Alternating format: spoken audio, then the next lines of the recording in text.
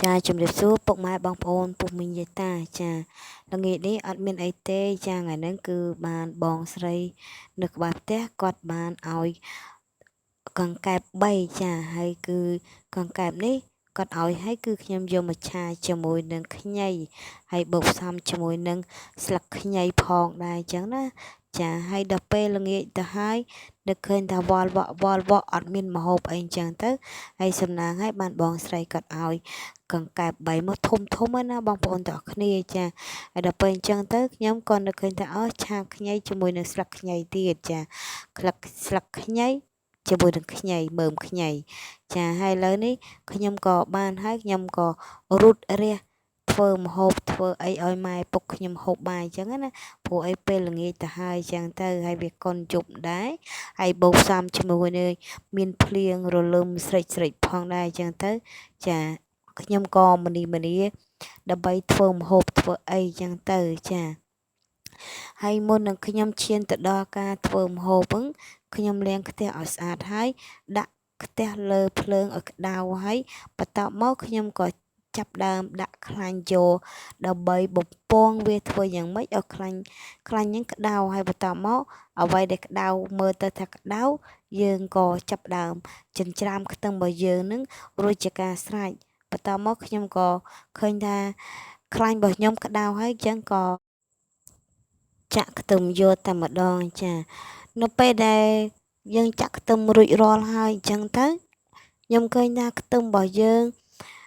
រៀងដាក់យូរទៅវារៀងក្រហមដូចជើងកាឡាណាបងប្អូនទាំងគ្នាអញ្ចឹងខ្ញុំទុកឲ្យយូរបន្តិចចាដើម្បីយើងបងសាច់បងអីដាក់នៅលើខ្ទះនឹងឯងចាឥឡូវនេះឃើញថាចាគឺកង្កែបរបស់យើងធំយកមែនទែនហ្មងណាបងប្អូនទាំងគ្នាចាអូគិតទៅមកខ្ទះយកតែម្ដងអញ្ចឹងណាចាហើយបូកផ្សំជាមួយនឹងខ្ញុំអត់មានម្ហូបមានអីផងអញ្ចឹងទៅអូនិយាយថាពិជាតិឆ្ងាញ់យកតែមានទៀនហ្មងបងប្អូនទាំងគ្នាបន្ទាប់មកខ្ញុំក៏ដាក់ទឹកត្រីដាក់អីដាក់ប៊ីចេងអូយតាមអ្វីដែលយើងចូលចិត្តអញ្ចឹងទៅចាបងប្អូនចូលចិត្តផ្អែមក៏ដាក់ទៅបងប្អូនចូលចិត្តប្រៃក៏ដាក់ទៅតាមចំណង់ចំណូលចិត្តរបស់បងប្អូនទាំងអស់គ្នាចាឥឡូវនេះខ្ញុំក៏ចាប់ដើមដាក់ប៊ីចេងបន្តិចទៀតបងប្អូនចាដើម្បីឲ្យវាជាតិចូលស្លទៅឆាទៅវាចូលជាតិគ្នាគ្រឿងក្រៅណាបងប្អូនទាំងគ្នាបើភាគច្រើនយើងឆាអឺ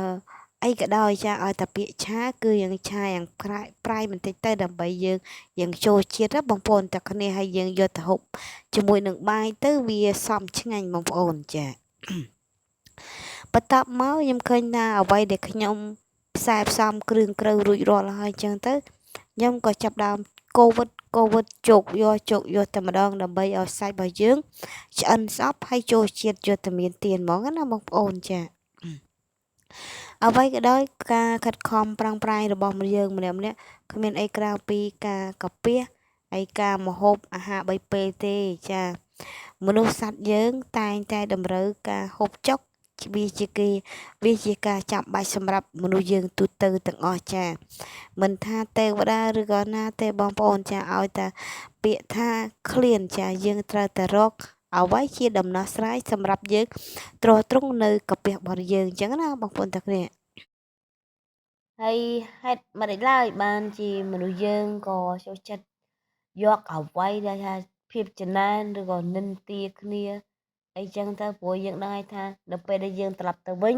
គឺមានតែអាតូចមួយទេកញ្ចប់មួយចាពេលខ្លះគឺក៏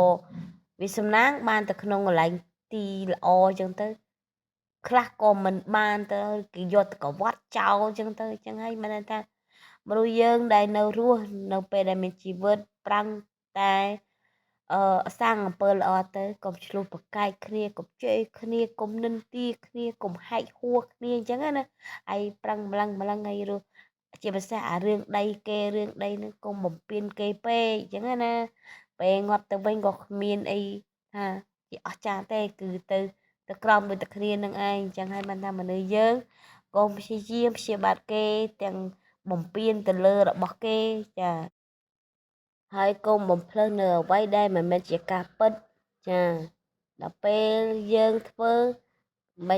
នបាច់មានកម្មជាតិនេះទេចាគឺកម្មភ្លាមនឹងឯងចា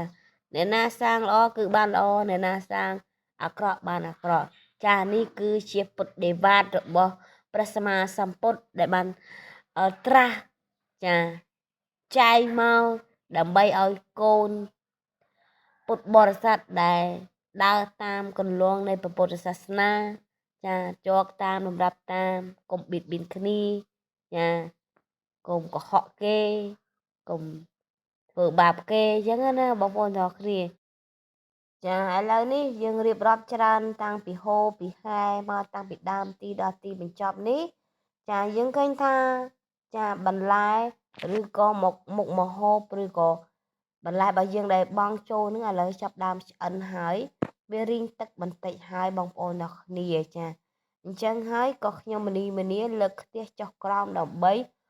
យកចានចានិយាយពីថាអូយនិយាយពីថាភ្លេចចា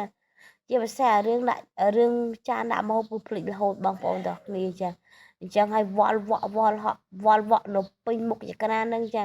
តម្រាំទៅយកបានហ្នឹងអូប្លង់មួយវល់បែកអាចទៅបេះដូងអញ្ចឹងណាបងប្អូនទាំងគ្នាចាឥឡូវនេះយើងឃើញថាចានដែលខ្ញុំទៅយកមកអំបញ្ញមិញនេះគឺបានហើយបងប្អូនទាំងគ្នាចាឥឡូវខ្ញុំដួសយកតែម្ដងអូយនិយាយពីថាជាតិយកតែមានទៀនហ្មងចាឈ្ងុយចែងទៅដល់ឋានប្រអិនលើនោះបងប្អូនអើយចាជាតិយកទៅ